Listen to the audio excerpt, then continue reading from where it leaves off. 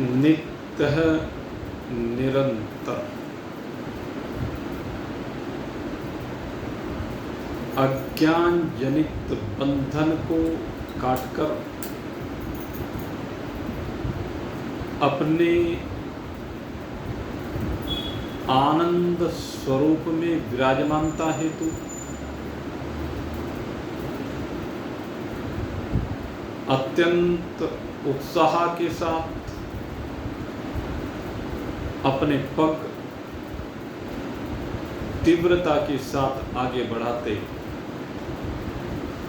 जिज्ञासु वृंद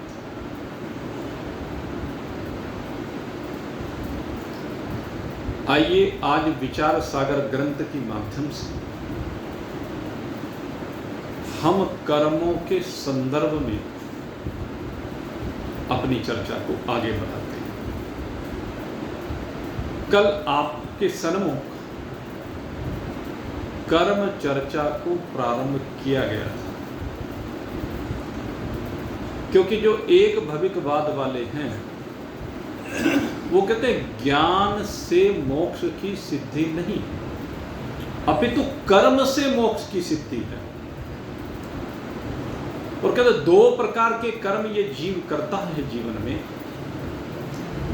एक कर्म होते हैं शास्त्र विहित कर्म, दूसरे कर्म होते हैं शास्त्र विरुद्ध कर्म। इससे पूर्व की इनके ऊपर चर्चा करें, हमें कर्म की परिभाषा को भी जान लेना चाहिए। कर्म कहते किसे हैं? इस मनुष्य शरीर को प्राप्त करने के बाद मन से, वाणी से और शरीर से जो भी चेष्टा होती है वही कर्म कहलाता। और मैंने विशेष रूप से यहां पर मनुष्य शरीर के लिए बात कही।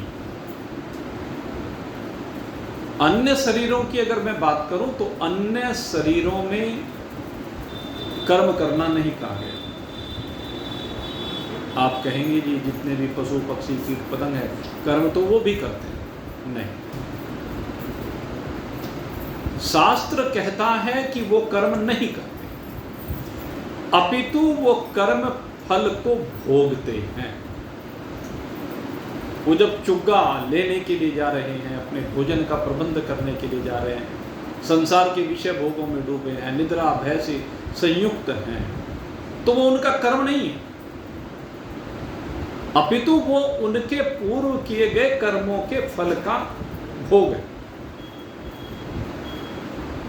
कर्म केवल और केवल मनुष्य शरीर में कहा गया। अब इनमें दोनों में फर्क कैसे करें? तो तर्क संगत बात इसमें यह है कि कर्म वह कहलाता है जो बाद में फल दे। जो कर्म फल ही ना दे तो कर्म नहीं है, अपितु वो पूर्व किए गए कर्म का फल। पशु पक्षी कीट पतंग जलचर नभचर थलचर जो 83,99,999 बाकी के शरीर हैं, उन सभी शरीरों में कर्म है ही नहीं, कर्म की स्वतंत्रता है ही नहीं। सारा विश्व कर्म प्रदान किया, लेकिन इस विश्व में प्राणी जितने भी हैं उनमें मनुष्य शरीर को लेकर के कर्म की प्रधानता गई। कर्म प्रधान विश्व कर राखा, जो जस करहि सो तस फल चाख। और ये फल चाखता है वो इस मनुष्य शरीर में भी, और इस मनुष्य शरीर के अतिरिक्त उन कर्मों के कारण से जो अन्य शरीर इसको मिलते हैं विभिन्न लोकों में। अन्य शरीर इस लोक में भी मिलते हैं और परलोक में भी मिलते हैं। तो वहां पर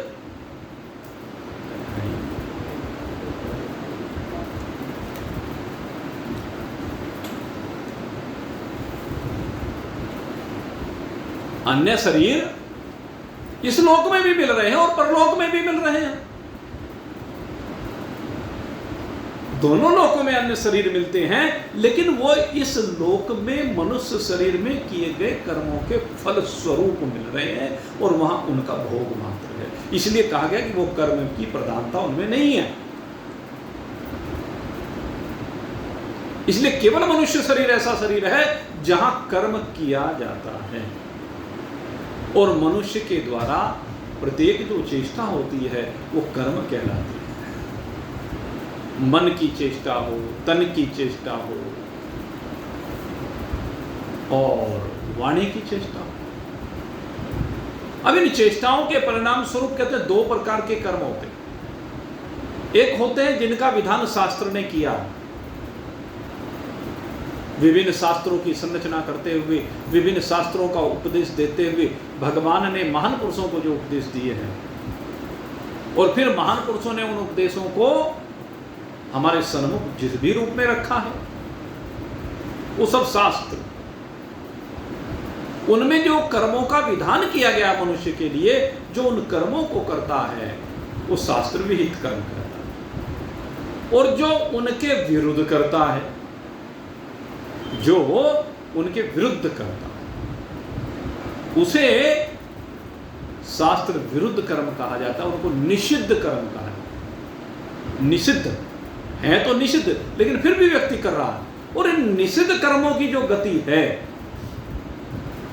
जितने भी प्रकार के निषिद्ध कर्म करता है ये जीव, इन कर्मों की गति कष्ट है, पीड़ा है, दुख है, निकृष्ट योनियां हैं।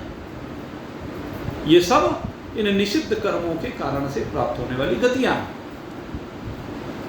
हम जब किसी अपंग व्यक्ति को देखते हैं, अपाहिज व्यक्ति को देखते हैं, किसी भूखे व्यक्ति को देखते हैं, किसी भी पीड़ा से ग्रस्त किसी भी व्यक्ति को देखते हैं, पशु को देखते हैं, पक्षी को देखते हैं, कीट पतंग को देखते हैं,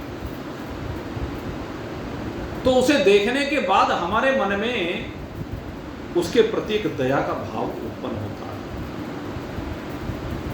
स्वाभाविक है, होना भी चाहिए। ये शुभ कर्म भी कहलाता है, परोपकार भी होता है, ये भाव होना चाहिए। लेकिन अगर यदि हम देखें उसके उन स्थिति के लिए हम जिम्मेदार नहीं है। उसको जो वो स्थिति मिली है वो उसको अपने कर्मों से मिली है। काहू न काहू को सुख दुख करि दाता, निज कृत कर्म भोग सब भ्राता। भगवान को दोष ना दें। जब हम किसी ऐसे व्यक्ति को देखते हैं तो हम भगवान के ऊपर भी दोषारोपण करने लगते हैं। भगवान तूने इसके साथ कैसा अत्याचार किया, और साथ में कह भी देते हैं ऐसा इसने क्या कर दिया जो तूने इसको ऐसा दंड दिया। दोनों बात क्यों कह रहे हो? उसने ऐसा ही कुछ किया है जिसके कारण से उसे ये दंड मिला है। उसने अत्याचार किया है, उसने अनाचार किया है, व्यभिचार किया है, धोखाधड़ी की है, इसलिए उसको यह दंड मिल रहा। किसी के हाथ काटे हैं तो हाथ कटेंगे ही, किसी के पैर काटे हैं तो पैर कटेंगे ही, किसी के साथ धोखा किया तो धोखा होगा ही। उसके ऊपर दया करना ये आपका एक विशिष्ट कर्म है, परोपकार। लेकिन वो जो सजा भोग रहा है अपने कर्म की भोग रहा है, आपके कर्म की सजा नहीं भोग रहा। इसलिए मेरे मित्रों, इस कर्म की इस स्पष्ट व्याख्या को बिल्कुल मन में बैठा लीजिए। दया करना आपका स्वभाव है, सहयोग करना आपका स्वभाव है, पीड़ित व्यक्ति से प्रेम करना आपका स्वभाव होना चाहिए, ये बात तो ठीक है। लेकिन वो आपके कर्म का फल नहीं भोग। इसलिए अपने ऊपर दोषारोपण न करें और न ही भगवान के ऊपर दोषारोपण करें। भगवान ने तो सीधा विधान किया, जैसा किया वैसा था। भगवान आपके कर्म के नियंता हैं। जो भी कर्म आपने किसी भी समय पर किया है उस कर्म का सही समय पर फल देने वाले, इसलिए भगवान को नियंता कहा गया, नियामक कहा गया।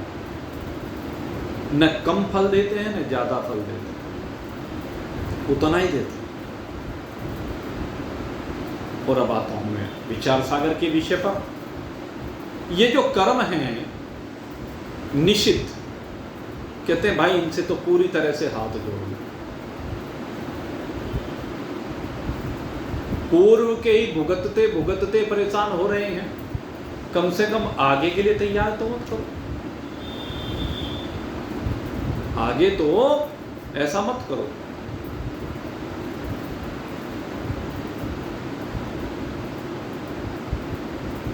अब मैं बात करूंगा विहित कर्म। तो विहित कर्म यहां पर 4 प्रकार के होता है। एक बात बताओ, यदि कोई आदमी या प्राणी कह दो, जीव कह दो, किसी भी कह दो, अपने कर्मों के अनुसार दुख भोग रहा और दुख भी बहुत ज़्यादा भोग रहा और मजबूर है, उसमें कोई सहायता करने वाला बिस्तर नहीं है, और यदि एक व्यक्ति ने जाके उसकी सहायता कर दी, उससे उसका दर्द कम हुआ, दुख कम हुआ, तो ये तो भगवान के विधान में फिर रोड़ा नहीं अटकाने वाली बात नहीं, ऐसा नहीं है।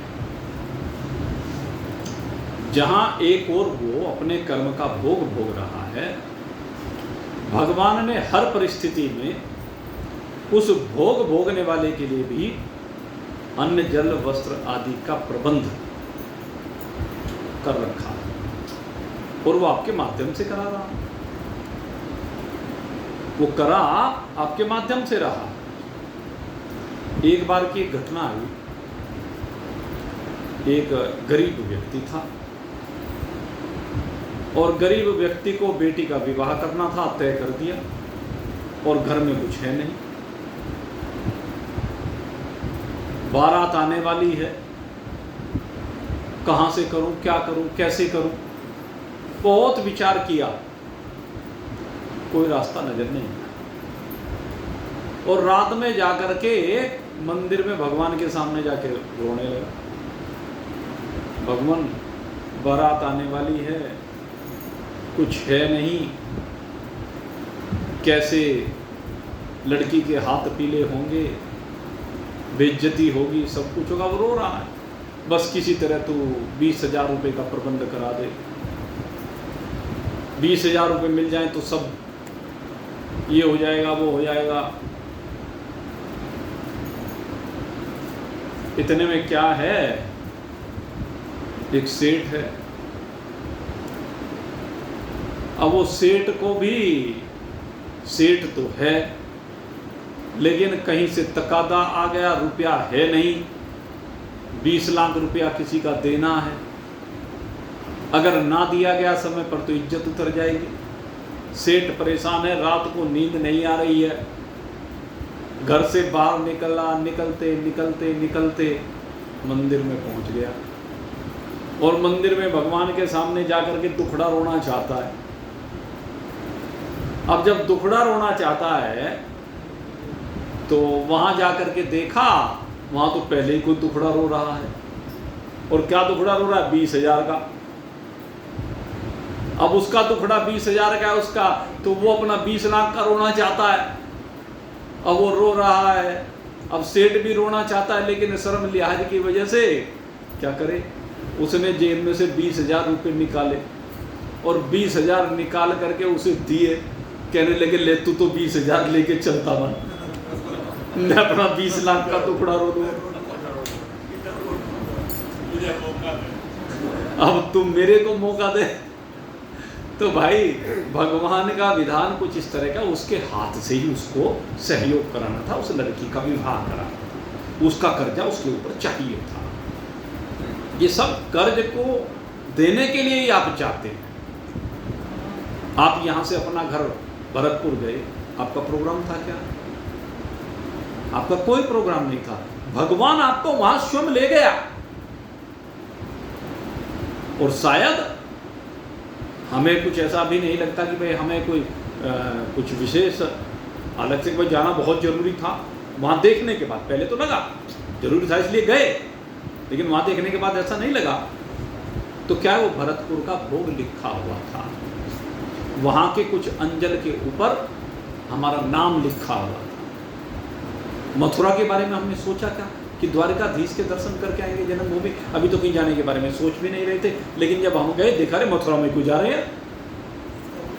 अब जब मथुरा में को जा रहे हैं, जाते हुए तो हिम्मत नहीं हुई, अबे वो वहाँ पे सब झुका के जाएं, लेकिन वापसी में जब वहाँ की स्थिति ठीक देखी तो वहाँ से आ गए।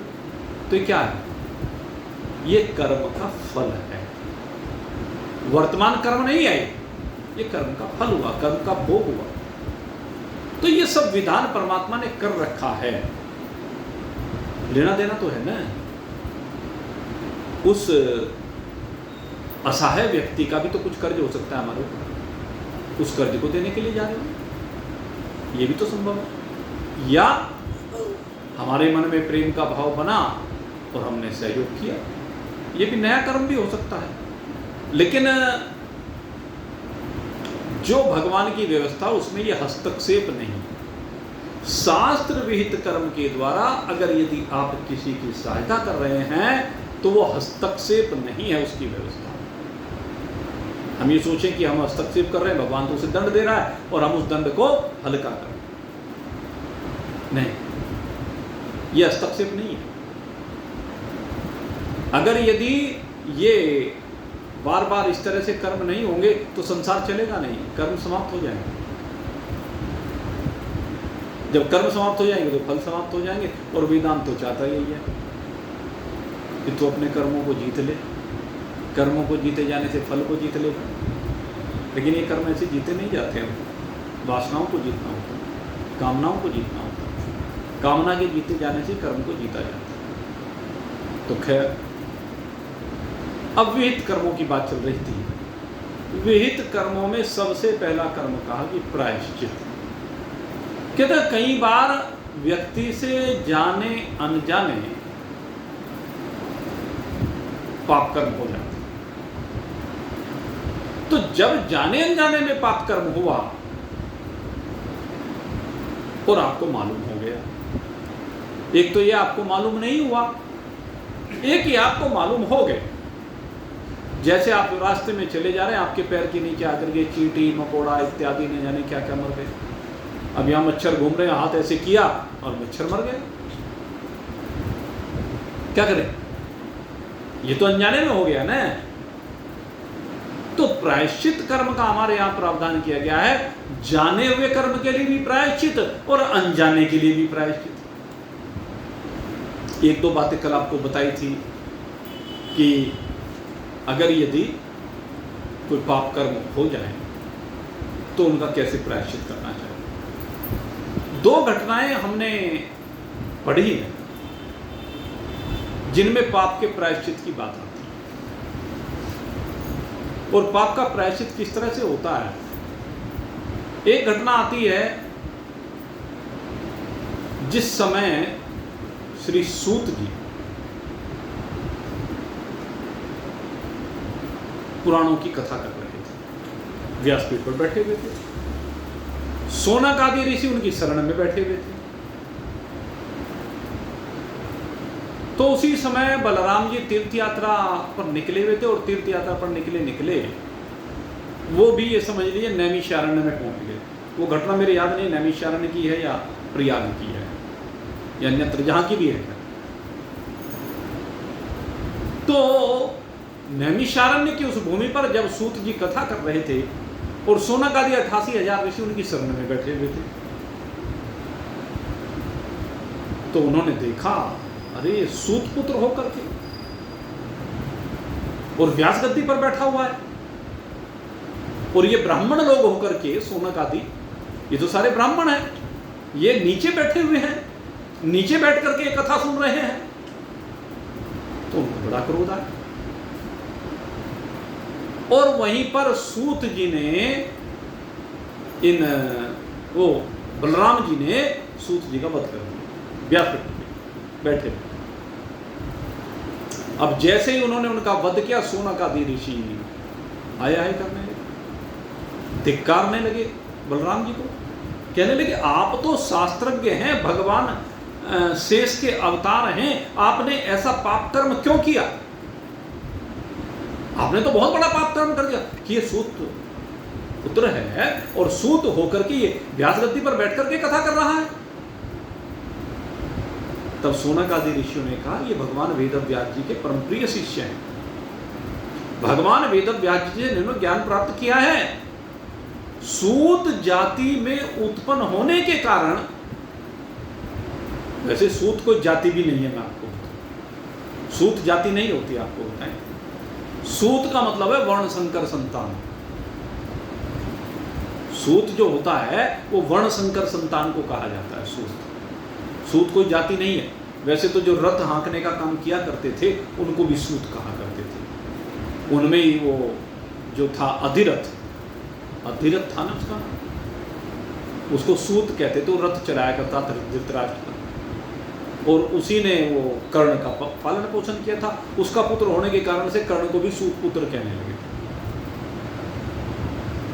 तो शौनक आदि ऋषि धिक्कारने लगे बलराम जी को, आपने बहुत बड़ा पाप किया है। अरे ये भगवान वेदव्यास जी के शिष्य हैं, भगवान वेदव्यास जी से उपदेश प्राप्त किया है, भगवान वेदव्यास जी ने इनको शिक्षा प्रदान की है, और उसी शिक्षा के परिणाम स्वरूप ये कथा कर रहे हैं। उन्होंने अधिकार दिया है और उस अधिकार में तुम हस्तक्षेप नहीं कर सकते। तुम्हें अधिकार नहीं है, भले भगवान का अवतार हो, लेकिन तुम्हें यह अधिकार नहीं है कि तुम हस्तक्षेप करो। हमारी इच्छा से हमने इनको व्यास गद्दी पर बैठाया, तुम कौन होते हो? बहुत संवाद हुआ शौनक जी का साथ, और शौनक जी के साथ संवाद होने पर आखिर बलराम जी ने अपनी गलती को अनुभूत किया। क्योंकि उस समय तक हमारे यहाँ जो जातियां थी वो कर्म से होती थी, जन्म से जातियां नहीं होती थी। जाति का निर्धारण गुरु करता था। पहले जो हमारी गुरुकुल परंपरा थी, उस गुरुकुल परंपरा में जब विद्यार्थी गुरुकुल में पढ़ने के लिए जाया करता था तो वहां पर योग्यता को देखते थे गुरु, और योग्यता को देखने के बाद ये देखते भाई ये शिक्षा देने में सर्वश्रेष्ठ होगा, ये दयालु है, कृपालु है, प्रेम का भाव है, समर्पण का भाव है, त्याग है, तपस्या है, ब्रह्मचर्य है, इंद्रिय संयम है। तो जिसके अंदर ऐसी विशेषता देखते उसे कहते बेटा तू ब्राह्मणत्व का कार्य, उसे ब्राह्मण की उपाधि से सम्मानित करते। जिसके अंदर ये देखते कि ये बाहुबल है, बहुत तेजस्वी है, उसको अक्षत्रित्व वो प्रदान करते। तीसरे इसी तरह से सारी वर्ण व्यवस्था थी। ये व्यापार करने में पारंगत रहेगा, इसका दिमाग बहुत चलता है, ये वस्तुओं के क्रय विक्रय विनिमय, गौ पालन, खेती, इनमें सक्षम है, उसकी उस भावना को देखते कि धर्म कर्म करने में निपुण रहेगा, इसलिए उसको वैश्यत्व प्रदान करना। इसी तरह से वो देखते, जहां जिसको जैसा देखते वैसा उसको काम करने का आदेश देते। और उसमें सामान्यतः क्या होता था, अधिकांशतः वो जैसे कुल से आता था, क्योंकि उस कुल के संस्कार हुआ करते थे, उस कुल के संस्कार होने के कारण अधिकांशतः वो वही रहता था। कोई कोई परिवर्तित होता था और परिस्थितियों को परिवर्तित हो जाता था। जैसे सूत जी परिवर्तित हो गए, जैसे एक बहुत बड़ा उदाहरण आता है विश्वामित्र जी का। विश्वामित्र जी अक्षत्रिय कुल में उत्पन्न हुए, और अक्षत्रिय कुल में उत्पन्न होकर के वशिष्ठ जी के ब्रह्म तेज को देखा, उनके तप के तेज को देखा। उस शक्ति को देखने के बाद कहने लगे धिक्कार है ऐसे अक्षत्रिय बनता। कहते बस अब तो मुझे ब्रह्म तेज ही चाहिए, और लग गई तपस्या में। अक्षत्रिय से ब्राह्मण बन गए। ऐसे ही महाराजा अग्रसेन जी का हुआ। महाराजा अग्रसेन जी वो भी क्षत्रिय है, लेकिन अक्षत्रिय होने के बावजूद जब उन्होंने घोड़े की बलि दी जाने लगी यज्ञ में, तो उन्होंने साफ मना कर दिया। कहने हे गर्ग मुनि उनके पुरोहित थे, जो भगवान श्री कृष्ण के कुल पुरोहित है, महर्षि गर्ग, वही महाराजा अग्रसेन जी के कुल पुरोहित हैं। और उन्होंने महाराजा अग्रसेन जी से कहा भाई ये तो क्षत्रिय धर्म है, हमारे शास्त्रों की परंपरा चली आ रही है, वेदों में लिखा हुआ है जब तुम यज्ञ कर रहे हो अश्वमेध यज्ञ तो इसमें तो आंसू की बलि देनी होती है। कहने लगे मैं तो नहीं दूंगा मैं। कहने लगे तुम स्वर्ग में नहीं जा सकते। कहने लगे ऐसा स्वर्ग मुझे नहीं चाहिए। और अगर यदि पशुओं की बलि देने वाले स्वर्ग में जाएंगे तो फिर नरक में कौन जाएगा? हे गुरुदेव मुझे बताइए कि नरक में फिर कौन जाएगा? तो उस समय फिर महाराजा अग्रसेन कहने लगे अच्छा जी, अगर यदि मैं क्षत्रिय ये यज्ञ में असुर की बलि नहीं देता हूँ, अब क्षत्रिय नहीं रहूँगा, कोई बात नहीं, मैं तो आज से वैश्यत्व को स्वीकार करूँगा। वो अक्षत्रिय से वैश्य बन गए और आखिरी काल में बने, कोई शुरुआत में नहीं बने। पहले क्षत्रिय रहे, महाभारत का युद्ध लड़ा उन्होंने, बहुत युद्ध हुए। उनके चाचा थे, उन्होंने सारा राज्य, पिता की मृत्यु चूंकि महाभारत युद्ध में हो गई तो प्रतापनगर के राजा थे, तो फिर इन्होंने अपना नया नगर बचाया इनको। तो खैर बहुत लंबी कथा। महाराजा अग्रसेन जी तो वहाँ से उनको तो निकाल करके लाया गया, नहीं तो उनका चाचा उनकी भी हत्या कर देता। इस तरह की स्थिति वहाँ बन गई थी उसने राज्य अपने कब्जे में लेने के लिए। तो फिर उसके बाद इन्होंने अग्रोहा साम्राज्य की स्थापना की, तो वैश्य बन गए। और वैश्य बनने के बाद फिर महर्षि गर्ग ने इनकी धर्मपरायणता को देखा और धर्मपरायणता को देख करके फिर इनको कहा कि तुम अब एक काम करो, राजकाज तो अब बच्चे अपना कर रहे हैं, जो कर रहे हैं करने दो, अब आप जो है धर्म का उपदेश दो।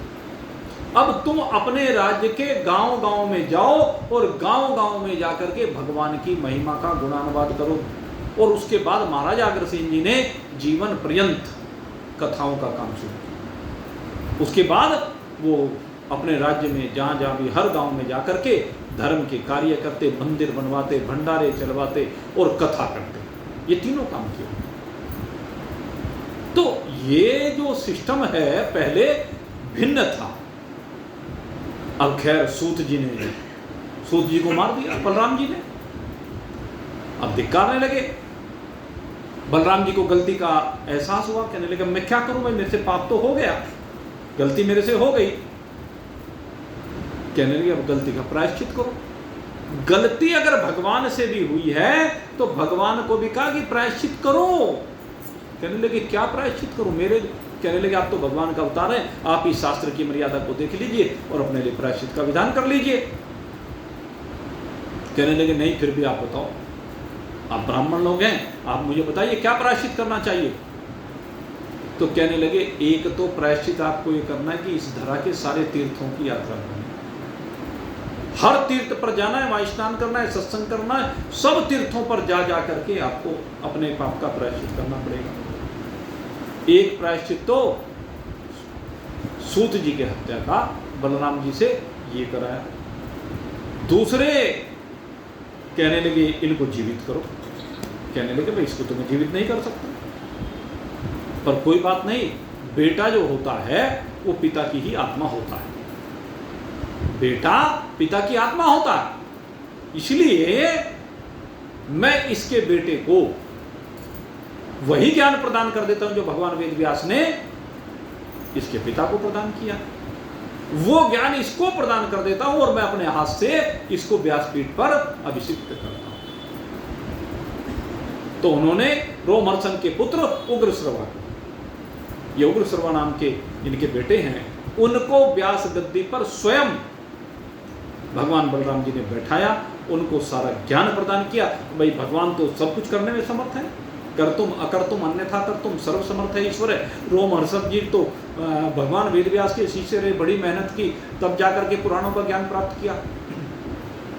लेकिन उग्रश्रवा जी को उन्होंने अपने तपोबल से कहिए, अपनी शक्ति से कहिए, सारा ज्ञान प्रदान कर दिया। जैसे कहते हैं ना कि हाथ रख दिया सिर पे। हालांकि मैं उस बात का समर्थन नहीं करता, मैं इस बात का समर्थन करने वाला नहीं हूँ। ये काम करने में तो भाई भगवान ही समर्थ है। देखो जो बात है, भगवान तो कर्तुम अकर्तुम अन्यथा कर्तुम सर्व समर्थ है ईश्वर, वो सर्व, ये अन्यथा कर्तुम वाली बात है। सर्व समर्थ है भगवान, तो वो तो कुछ भी कर सकते हैं। लेकिन हम नहीं कर सकते न? पाणिनि को व्याकरण का ज्ञान भगवान शंकर ने डमरू बजाया और ज्ञान दे दिया। भाई भगवान तो वही है ना, भगवान कुछ भी कर सकते हैं। भगवान की ध्रुव को भी शंख छुआ दिया था भगवान ने, और वो तो उसमें थोड़ा सा ये था कि शंख छुआया, वो जब अंदर के स्वरूप में निमग्न थे, अंदर ही ध्यान लगाए हुए थे और बाहर वाले की तरफ ध्यान नहीं था, तो भगवान ने तो अपने शंख का स्पर्श करके आंखें खुलवाई थी। तो इस प्रकार से भाई पाप का प्रायश्चित बलराम जी को भी करना। दूसरे, एक पाप हुआ नारद मुनि से, नारद मुनि से भी पाप हुआ। आप सब जानते हैं क्या पाप हुआ। जब कामदेव को जीत लिया और कामदेव को जीतने के बाद सबके पास बखान करने लगे महिमा, तो फिर भगवान विष्णु के पास से गए, जब आगे विचरण पर चलने लगे तो महाराज शील निधि की कन्या विश्व मोहिनी है, वो विश्व मोहिनी कन्या कह लीजिए, माता लक्ष्मी कह लीजिए, है वो जो थी श्रीमती उसका नाम था। अब उसको देख करके मोहित हो गए, उससे विवाह करने का प्लान बनाने लगे। भगवान ने बानर का रूप दे दिया, और जब बानर का रूप दिया तो अब वो तो भगवान विष्णु के गले में वरमाला डाल करके चली गई। अब भगवान विष्णु अपने रास्ते, नारद जी बड़े क्रोधित हुए, बड़े कुपित हुए, और कुपित होने पर भगवान विष्णु को ही शाप दे दिया। भगवान ने कहा कोई बात नहीं। फिर अपनी गलती का एहसास हुआ नारद जी को, अरे भगवान को शाप दे दिया, अपनी गलती और भगवान पर थोप दी।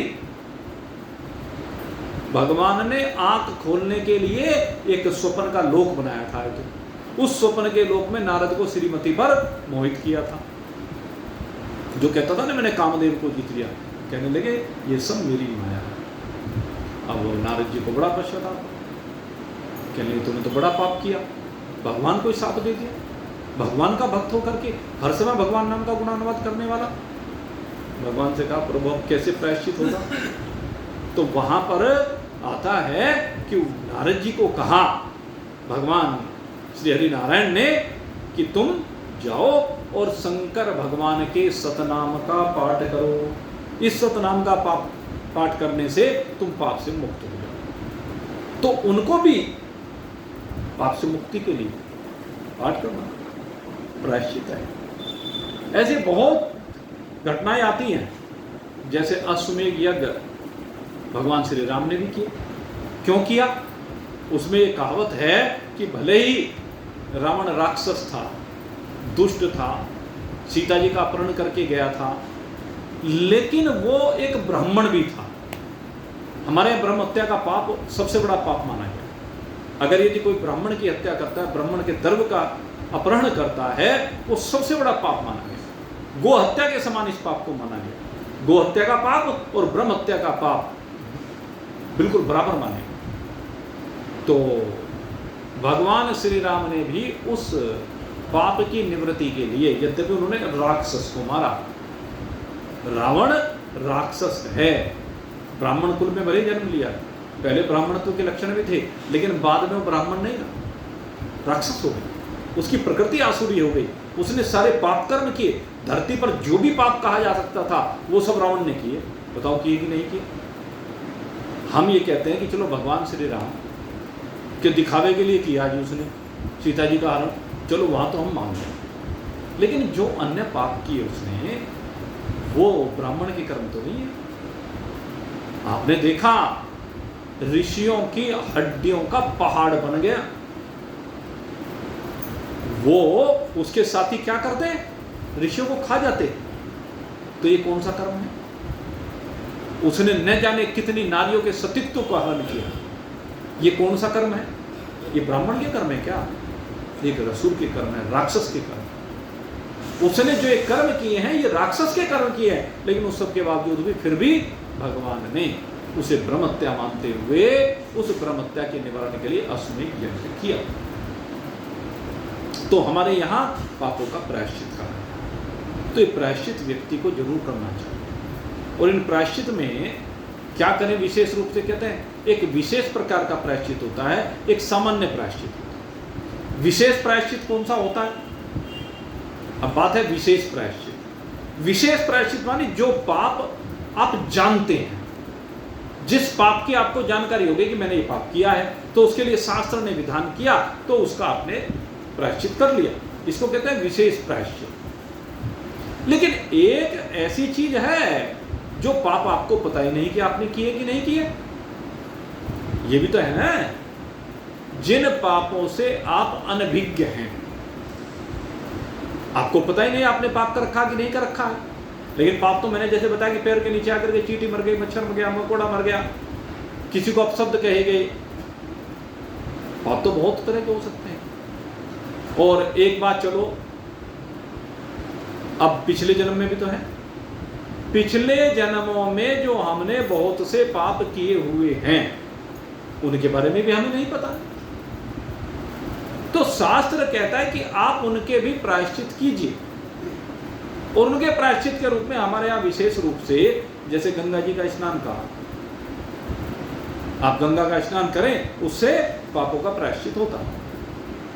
हमारे यहाँ कहा कि आप भगवान का नाम लीजिए, भगवान का नाम लेने से पापों का प्रायश्चित होता है। आप व्रत कीजिए, व्रत करने से पापों का प्रायश्चित होता है।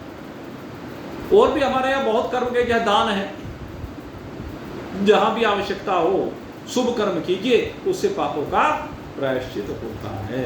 तो इस प्रकार से ये प्रायश्चित का विधान हमारे यहाँ कहा गया है, और ये प्रायश्चित अवश्यमेव करना चाहिए।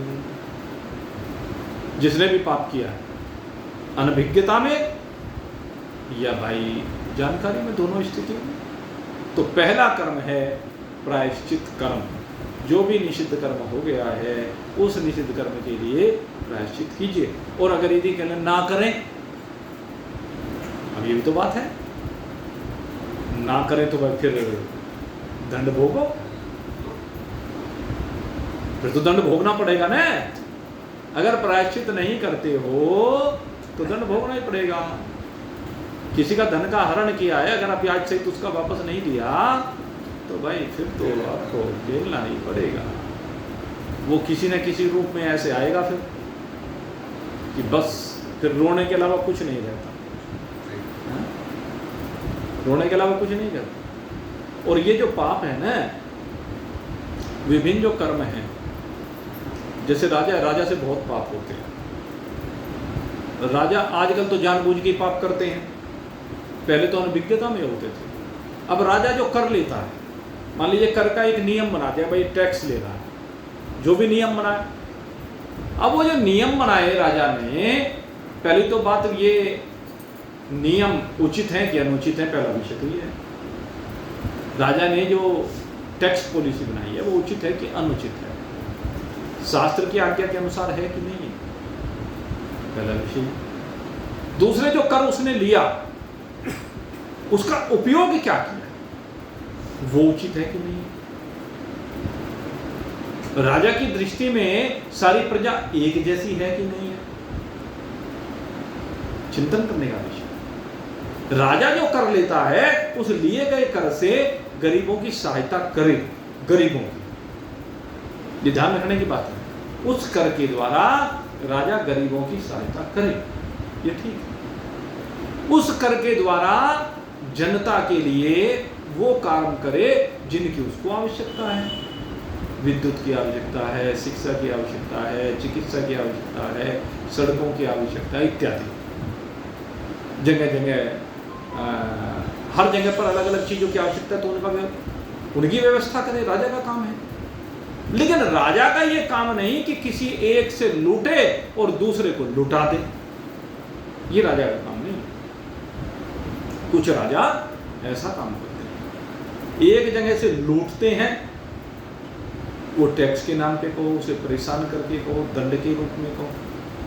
एक जगह से लूटा और दूसरी जगह लुटा दिया। गरीब की सहायता करना राजा का दायित्व है, लेकिन लुटाना राजा का दायित्व नहीं है। अपनी वोट इकट्ठी करने के लिए राजा कर में लिया गया पैसा को लुटाए तो वो अनुचित है, वो पाप है, और उसका प्रायश्चित करना पड़ेगा। प्रायश्चित नहीं करता है तो दंड भोगना पड़ेगा, सीधी सी बात। चाहे उसमें कोई भी है, आज तक जितने भी राजे महाराजे हुए उनको भी दंड भोगने पड़े हैं। उनके सामने भी बड़ी विपत्तियां आई हैं, इसीलिए आई है। पाप कोई भी करे, ब्राह्मण करे, क्षत्रिय करे, वैश्य करे, शूद्र करे, राजा करे, विद्वान करे, सन्यासी करे, एक गरीब करे, अमीर करे, कोई भी करे, भाई पाप का दंड तो भुगतना ही पड़ेगा। सीधी सी बात है, कोई भी कर ले।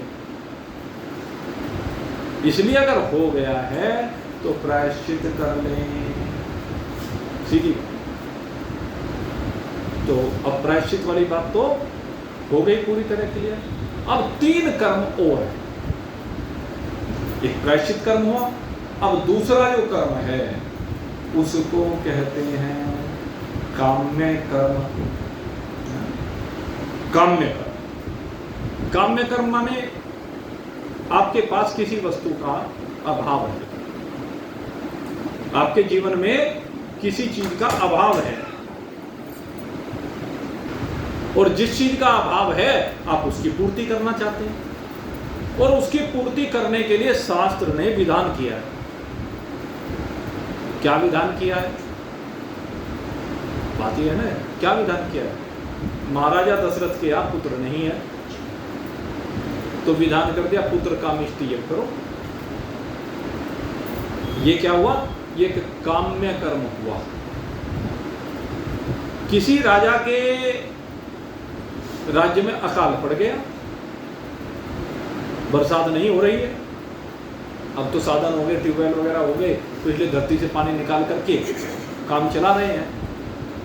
आने वाले समय में वो धरती से भी पानी निकलना बंद हो जाएगा जब सब सारा खींच लेंगे, या तो धरती में पानी तारा जाए, और अगर ये पानी नहीं तारेंगे धरती में तो धरती का पानी खत्म हो जाए। तो टैंक है, कब तक चलेगा वो भी? उसकी भी एक लिमिट है, रिचार्ज होने की एक लिमिट है। अब वो एक दिन खत्म हो जाएगा, फिर कुछ और था।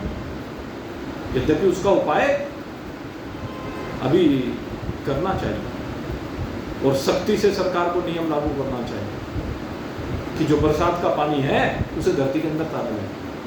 हमने स्कूल में वो लगाया वाटर हार्वेस्टिंग प्लान, उसमें जो बारिश का छत का पानी आता है वो जमीन में चला जाता है, तो उससे वाटर लेवल मेंटेन रहेगा, नदियों में बाढ़ कम आएगी। जो बाढ़ आती है, बाढ़ आनी कम हो जाएगी। पहले गांव का पानी गांव में ही रहता था, गांव से बाहर जाता ही नहीं था, इसलिए वाटर लेवल मेंटेन रहता था, और अब सब बह करके चला जाता है नदियों में। बरसात का सारा पानी नदियों में बह कर चले जाता है, इसलिए बाढ़ ज्यादा आने लगी।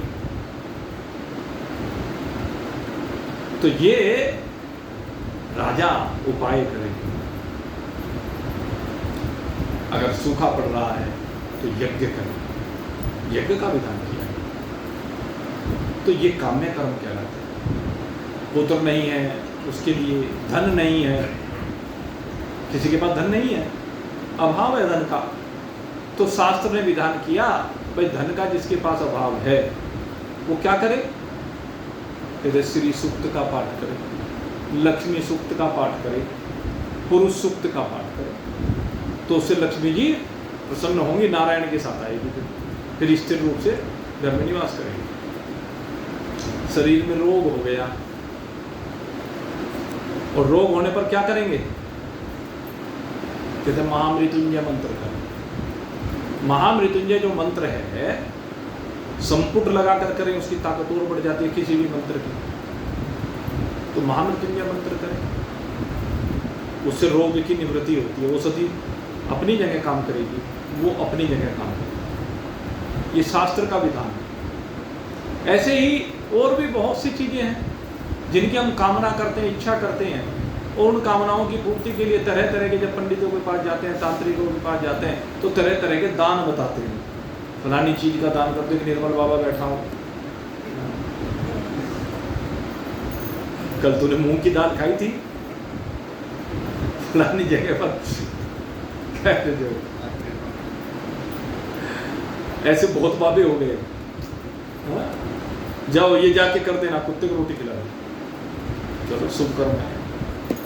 कुत्ते को रोटी खिलाएंगे वो भी लाभकारी है, चींटी को जमाएंगे वो भी लाभकारी है, सांप को दूध पिलाएंगे, नागपंचमी थी अभी, वो भी शुभ कर्म है। हमारे यहां हर जीव में परमात्मा का स्वरूप देखा है।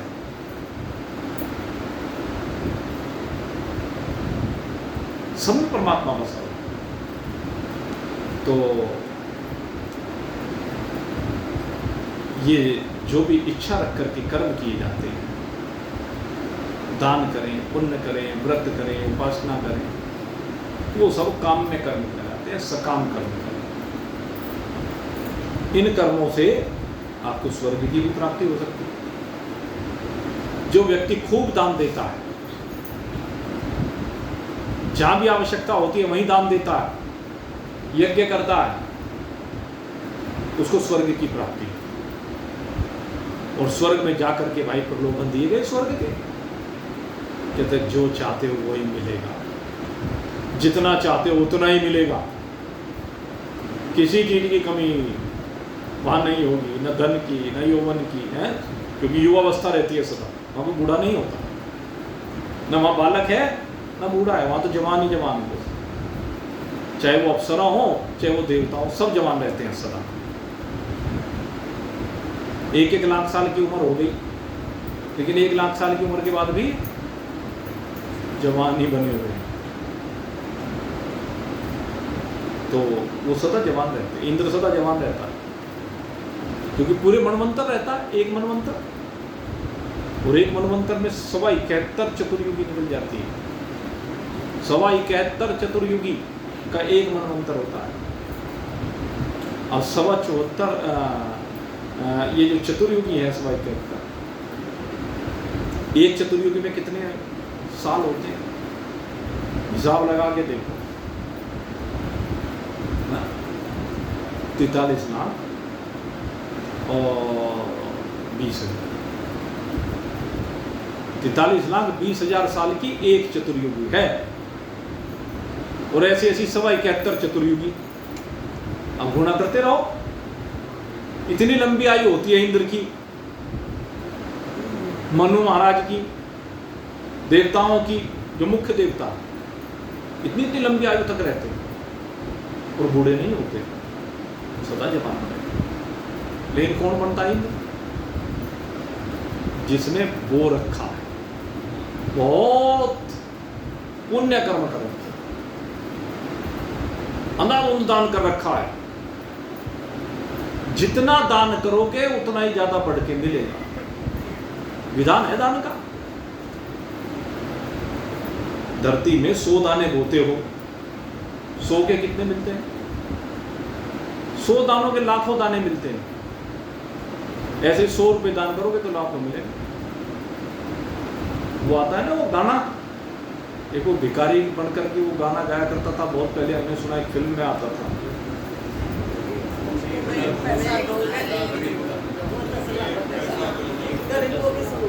तुम गरीबों की सुनो वो तुम्हारी सुनेगा, तुम 1 पैसा दोगे वो 10 लाख देगा।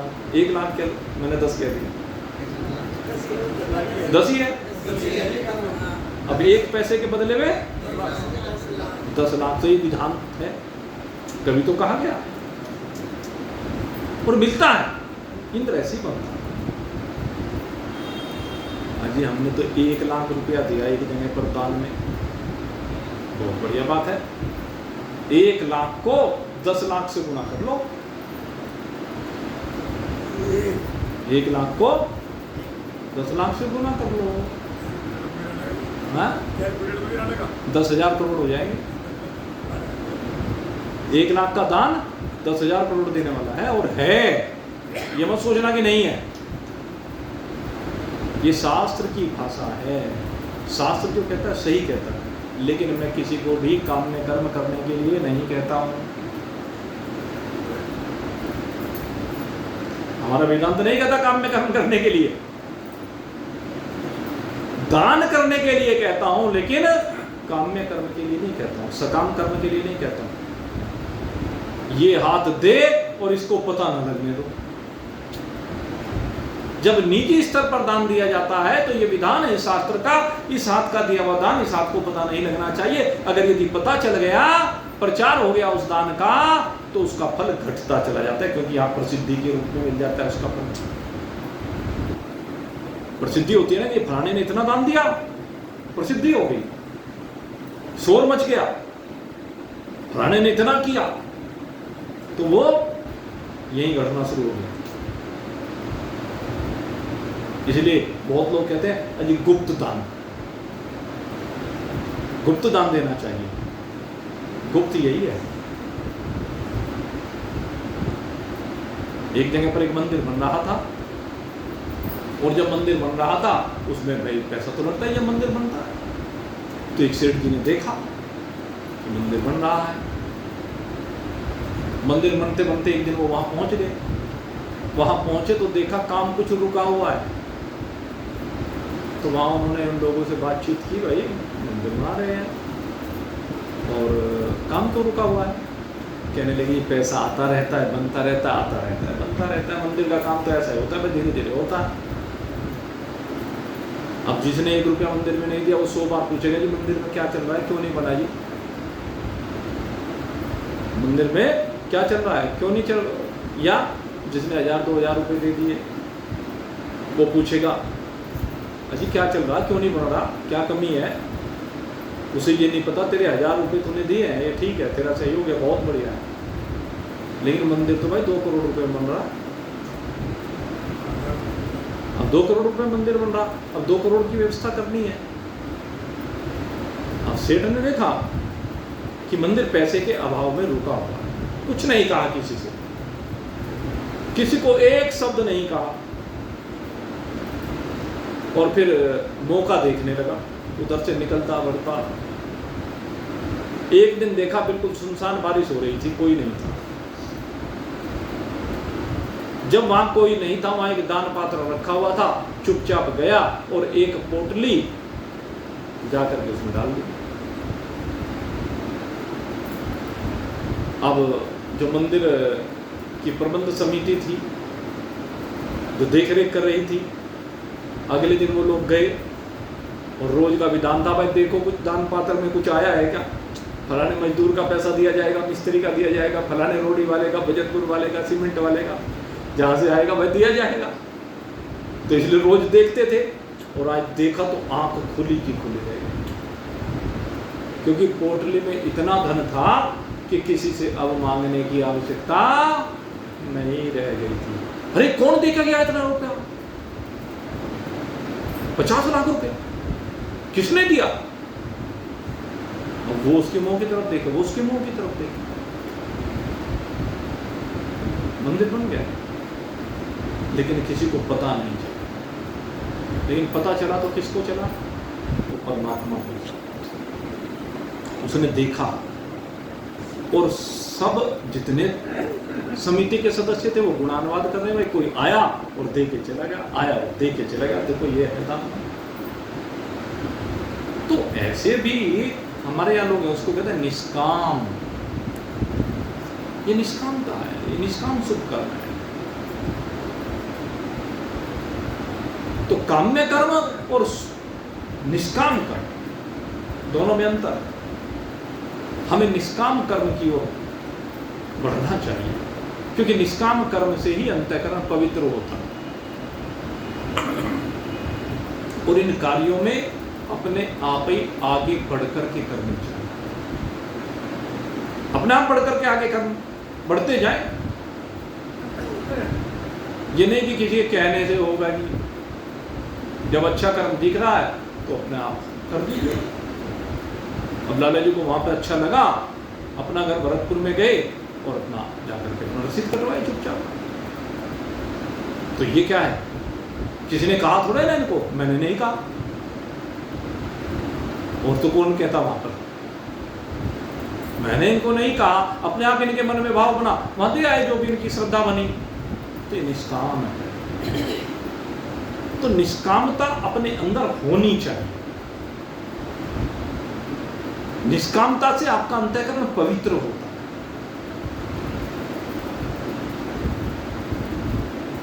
तो इस प्रकार से आज आपके सामने प्रायश्चित कर्म और काम्य कर्म, इन दोनों कर्मों को थोड़ा सा रखने का प्रयास किया। वैसे तो इनकी व्याख्या तो भाई असीम है, कहाँ तक बताएं, लेकिन फिर भी थोड़ा सा रखने का प्रयास किया। कल फिर आपकी सेवा में हाजिर होंगे, इसी विषय को आगे बढ़ाएंगे। 2-3 दिन ये विषय चलेगा और इसमें बहुत अच्छा विषय अभी जुड़ने वाला है कर्मों में ही, और वो विषय जब जुड़ेगा तो आपको लगेगा एक नया रूप, नई चीज़ आपके सामने आएगी। तो करेंगे उसकी चर्चा जब समय आएगा। आज तो यहीं पर आप सबके लिए बहुत बहुत शुभकामना करते हुए, भगवान से प्रार्थना करते हुए कि आप समस्त पापों से विनिर्मुक्त होकर के आप पाप से मुक्त ही हैं। सही बात ही है, अपने स्वरूप में विराजमान हो। इन्हीं शुभकामनाओं के साथ आज का सत्संग यहीं पर विश्राम को प्राप्त होगा। बोलिए सच्चिदानंद भगवान